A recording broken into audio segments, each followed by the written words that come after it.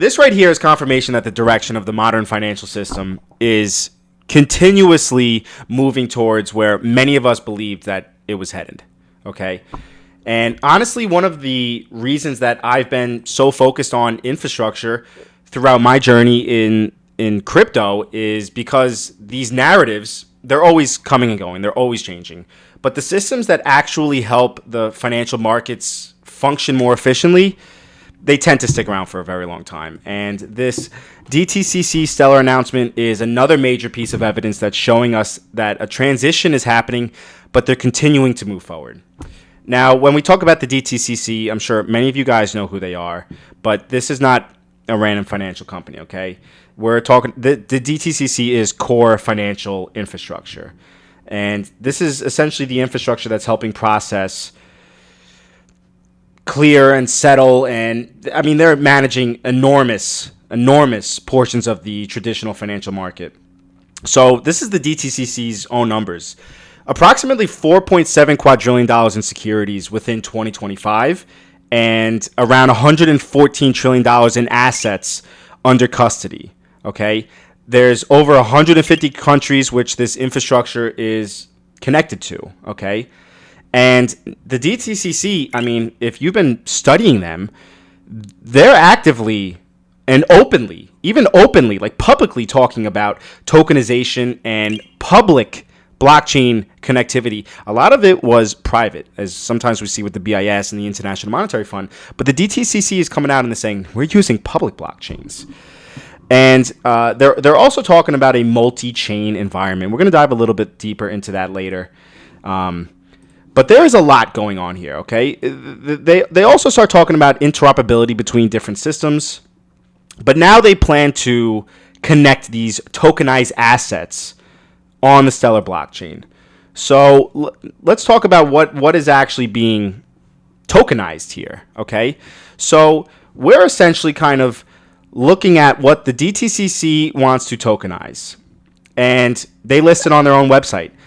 Russell 1000, those are equities, okay? ETFs, there's T-bills in there, there's U.S. Treasuries, there's Treasury bonds, there's Treasury notes. And if you actually sit there for a minute and you think about how large of a scale of the financial system that they're talking about here, these are some of the largest and most important financial markets in the entire world, right? The Russell alone, is it represents I want to say about 90% of the total market cap in U.S. stocks. So that's overwhelmingly a majority of the largest publicly traded companies inside of the United States. And you're looking at Apple, Amazon, Microsoft, Nvidia, Google, Meta, the largest corporations in the world. And I want to say that's sitting somewhere around a $40 trillion combined market cap between those companies alone. Now, add on top of that the ETFs. Okay, that's another $15 trillion. And that's probably globally. Okay. Now, these ETFs, those are numbers that are continuing to grow because these institutions or retirement plan or pension funds or hedge funds, they're all relying on ETF infrastructure because there's so much exposure to be had within ETFs alone. I mean, we're looking at about $15 trillion in just ETFs. Now we can go into U.S. Treasuries, okay? And guys, U.S. Treasuries it's the foundation for the financial system as we know it. You're looking at roughly about $30 trillion in U.S. Treasuries. And maybe people don't understand like how deep U.S. Treasuries are fully integrated into global finance. But U.S. Treasuries they're essentially connected to everything. The banking liquidity, collateral systems, the repo markets, the money markets, the global reserve managements, interbank systems, like settlement systems. Treasuries are probably the most important collateral vehicle that we have in the world in terms of the modern financial system. So yes, we could dumb it down and we could say that they're putting these assets on the blockchain, but you guys know me, I like to go a little bit deeper and we try to discover what is actually happening underneath this. So what we're essentially witnessing is that these institutions are continuing to expand their exploration to find the advantages within the technology itself. And they're trying to figure out how blockchain technology could improve the existing financial infrastructure. So essentially what we see based on what the institutions are looking at is that blockchain or DLT systems will inevitably help the modern financial system through 24/7 settlement or programmability or interoperability or offering better collateral or just kind of improving transparency or reducing reconciliation between these different institutions. So that's kind of the direction that we're going. Now, in terms of what is XLM going to do, right? Because naturally people are going to see, okay, the Stellar blockchain. And I think naturally people are going to ask, well, what is XLM? What does this mean for XLM? Like, what is XLM going to be doing within this ecosystem? And I think the best way I can be intellectually honest about it is to just try to critically think through it with you guys, right? Like if we pay attention to what the foundation of XLM does within the Stellar ecosystem, you can kind of make your own conclusions here. But regardless, this announcement is absolutely bullish for the Stellar ecosystem. I mean, there's no doubt about it. It doesn't get bigger than an announcement like this, right? This is monumental validation, okay? As well as kind of proving that you have institutional onboarding to it. I mean, I don't think that there's any denying that now. But I think what we need to work on is whether or not the activity that's going to happen on the network could actually force demand for the XLM token itself, okay? Because I've said many times that the blockchain itself could succeed and the token that is responsible for capturing the value may not kind of... It's not always the same thing, right? Money flowing through the blockchain may not equate to the price of the token actually going up. Now, based on what we publicly know about XLM, it likely could play some roles within this environment.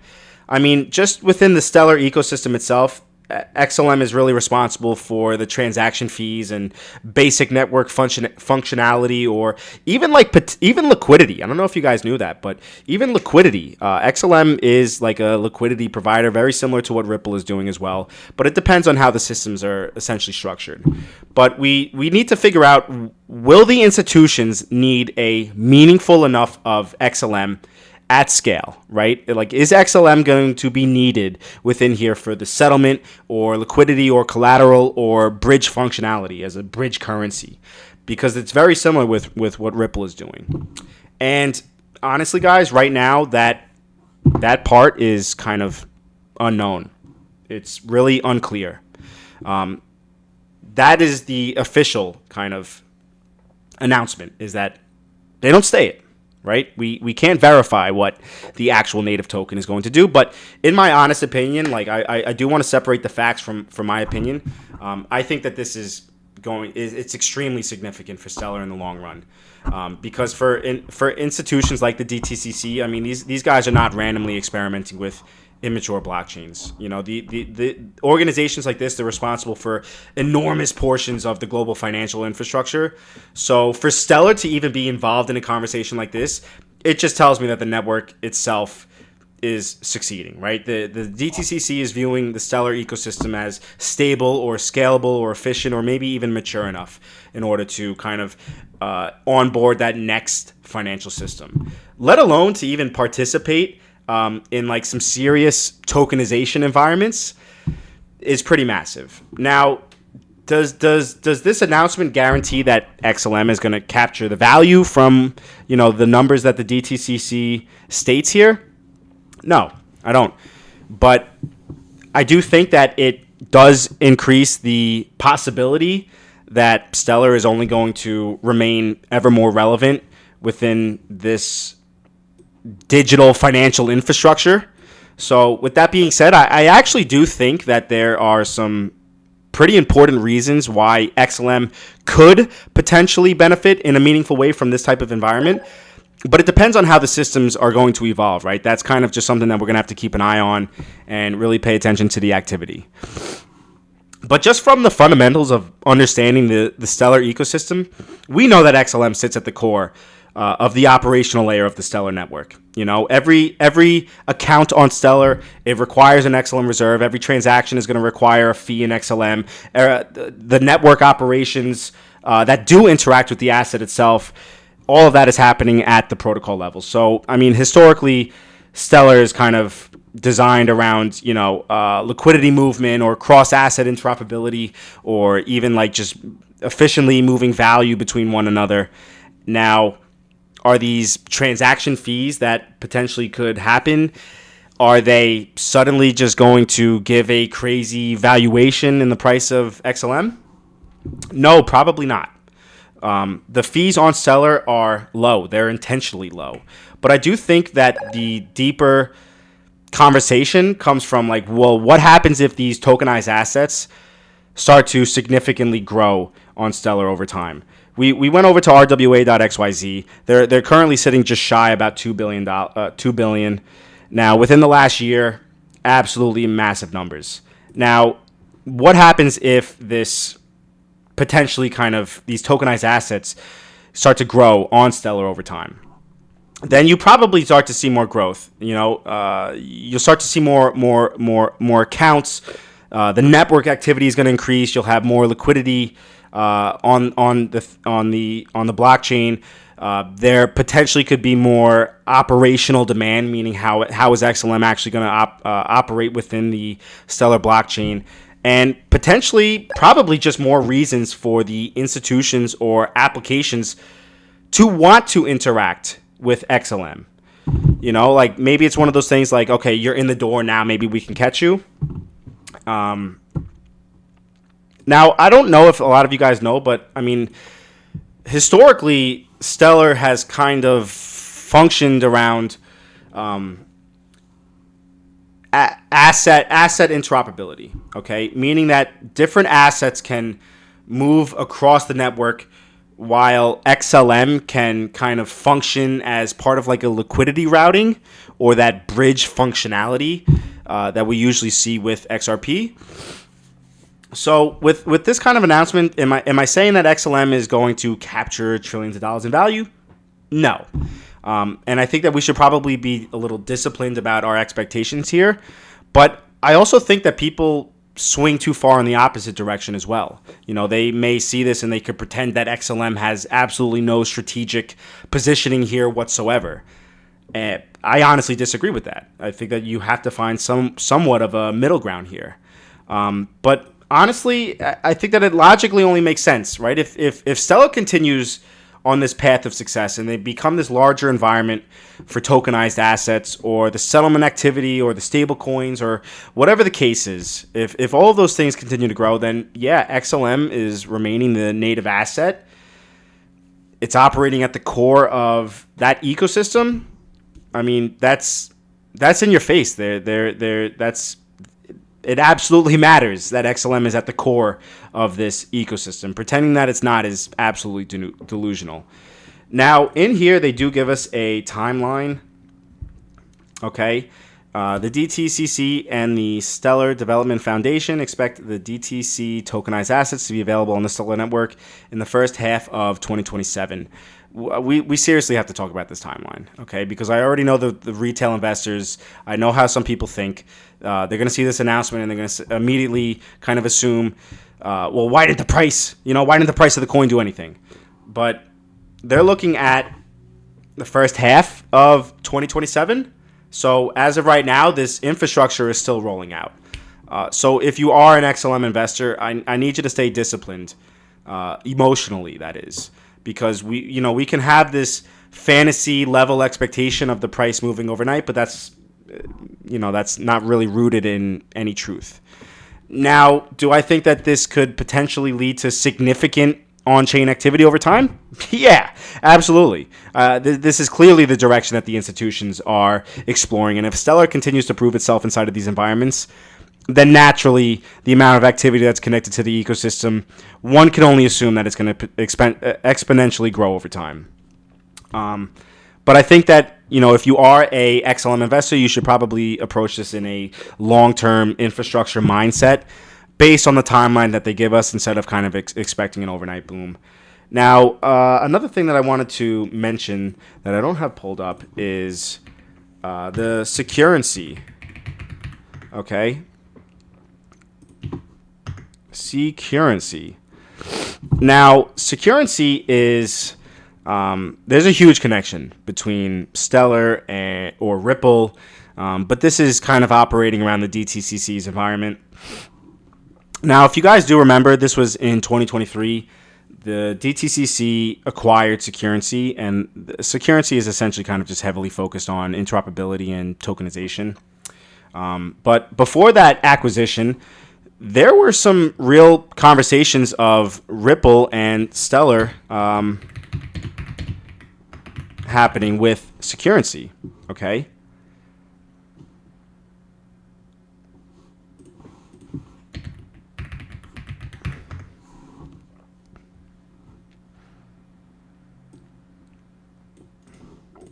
So multi-chain support. So there was some connections to Securrency before the DTCC had acquired them. But just as a quick reminder, I wanted to bring it up because maybe you guys would be able to recognize a pattern here that keeps kind of emerging. Now, when we go back to it, I want to talk about this multi-chain strategy. Now, the DTCC talks about this multi-chain future, okay? And we've seen it. The DTCC has announced integrations, and they're working with Chainlink and Canton and Ripple and Stellar. So we're seeing these different systems, all these different types of environments, and these different infrastructure layers kind of all interacting with one another. Now, I think that just makes complete sense because those blockchains are just kind of suited for different things. You have some blockchains that they really prioritize the payments. Some of them prioritize tokenization or settlement or privacy or interoperability.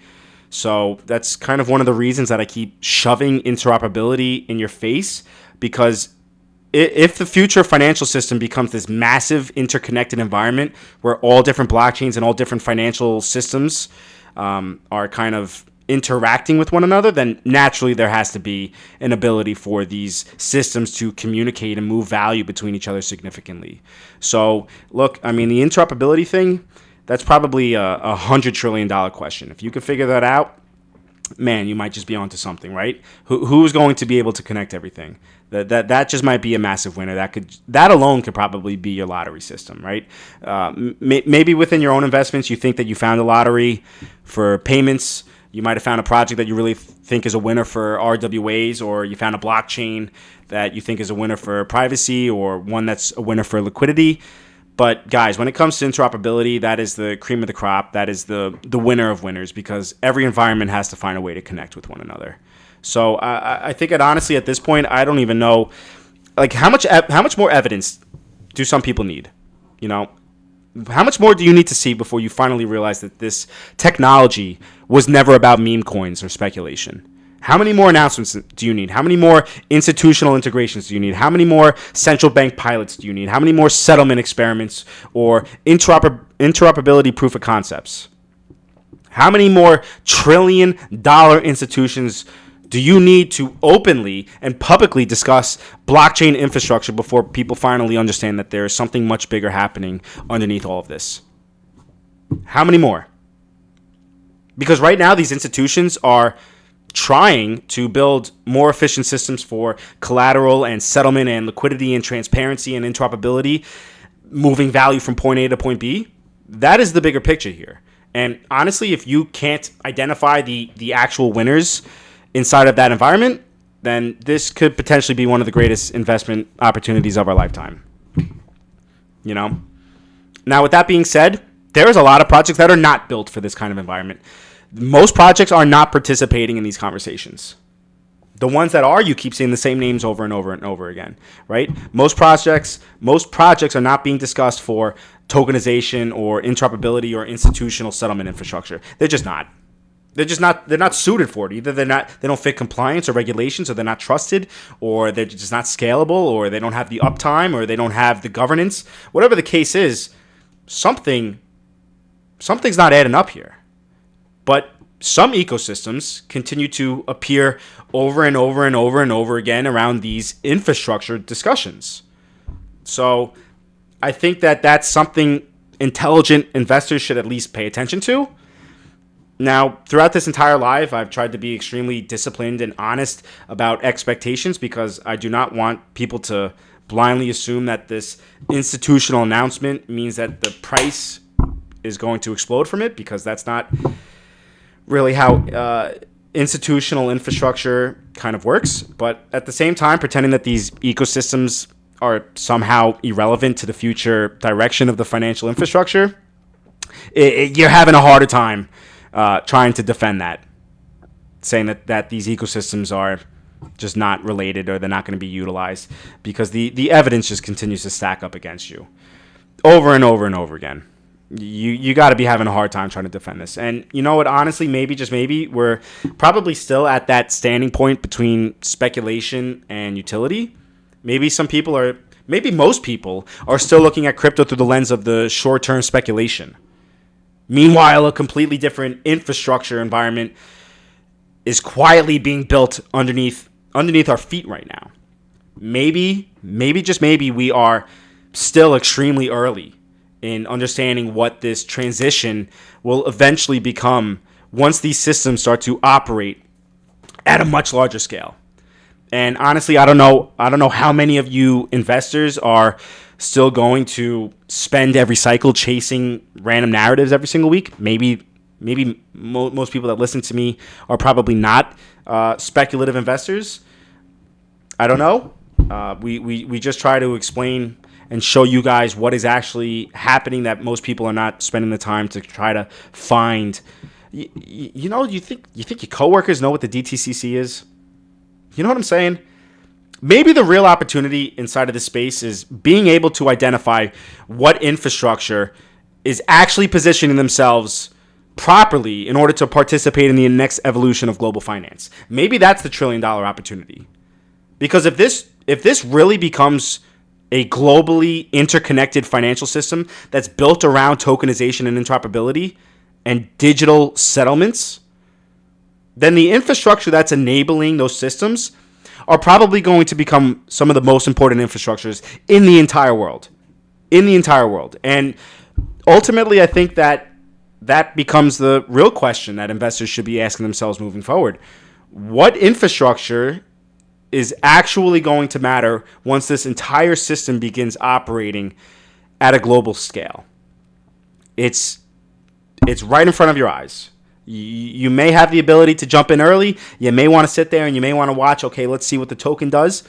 That's up to you as an educated investor. I don't know about you, but I would guarantee you 9 times out of 10 that the most successful investors are the ones that actually do their homework and they position themselves before things are actually implemented and integrated. Yes, Canton was mentioned as well with the DTCC. But guys, this is not a one chain to rule them all. To sit there and honestly argue about raw TPS is really silly. Or saying that, oh, well, this stable coin is more dominant on this chain. It's just a straw man fallacy argument,